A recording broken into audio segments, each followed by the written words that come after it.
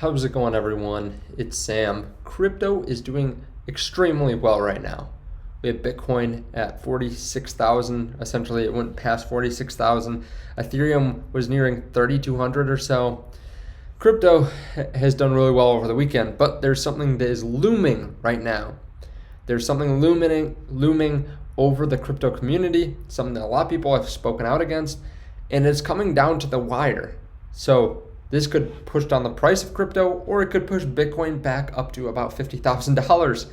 So we're going to take a look at that. Also, we're going to take a look at some other things going on in the crypto community. If you guys don't mind hitting the like button, I appreciate that. Also, there is a link underneath the video to try out BlockFi to get an interest rate and a bonus just for signing up and putting some money on their platform. You can get up to 7.5% on your cash essentially in there using stablecoin, and you can get a significant amount on Ethereum and on Bitcoin too in interest. So definitely check that out under the video. So what am I talking about? What is coming down to the final hour? Well, senators reached compromise on crypto tax provisions in infrastructure bill.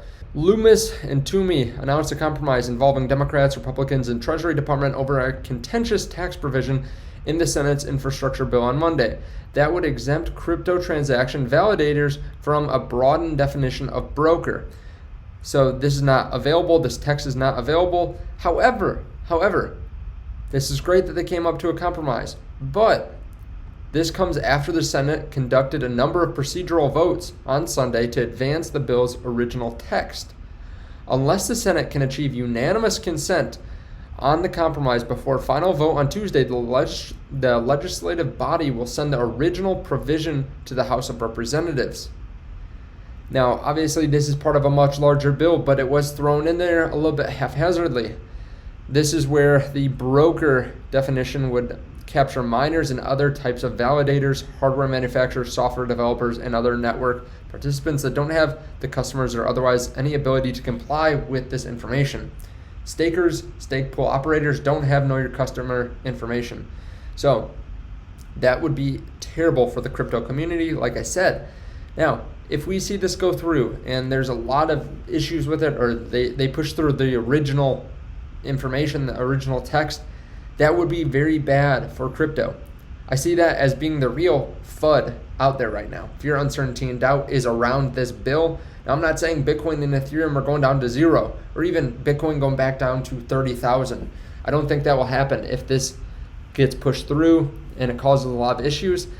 The fact is, there's so much money flowing into these right now. We could see it come back down, obviously, right? That would be devastating. I'm not saying that won't happen, but there's a lot of greed right now. A lot of people want to be part of this. So if it gets pushed through and they actually have the new text, that could be great for crypto. That could be what pushes Bitcoin over 50,000 and Ethereum back up to maybe 3,500. Now, we should know this here in the next few days. Could be a major catalyst to the upside or the downside. I have some money on the sidelines waiting. So we have Coinbase giving the green light to Apple Pay and says Google Pay is next. So they allow their customers now to buy cryptocurrencies with a linked Visa or a MasterCard debit card. Also, they have the acquisition of Xabo. Now, this was for an undisclosed amount of money, but it is interesting to see because they acquired trade execution startup Routefire, prime brokerage Tagomi, data provider Skew, and now the data aggregator Zago. So they are definitely trying to expand as quickly as possible, making Coinbase and crypto as mainstream as possible, and they are expanding so quickly. Now, they actually have earnings coming up just tomorrow. So Tuesday, August 10, they have earnings. Another cryptocurrency exchange, Voyager, reported huge earnings this second quarter. So I would be expecting Coinbase to have pretty good earnings too. They went up 9% today, obviously getting ready for their earnings tomorrow, and because of crypto in general moving up. It's a $58 billion market cap, and they are expecting the earnings per share to fall down about 20% from last quarter. So it will be interesting if they can beat what they did last quarter. I'd expect this to definitely jump up in price. Now, let's take a look at Ethereum. We have the London hard fork that happened last week. So this was just last Thursday. It's amazing to think about this. We have over 19,000 ETH burned in just a few days, right? This gets updated all the time. And you can see over $60 million worth of ETH just burned. Now, this is inflationary in nature, so this is not making it deflationary overall right now, but it is making it less inflationary. It is pretty cool to watch this, right? Just 32 burned here, and then in a few seconds it will jump up. It's amazing if we could just capture a part of that.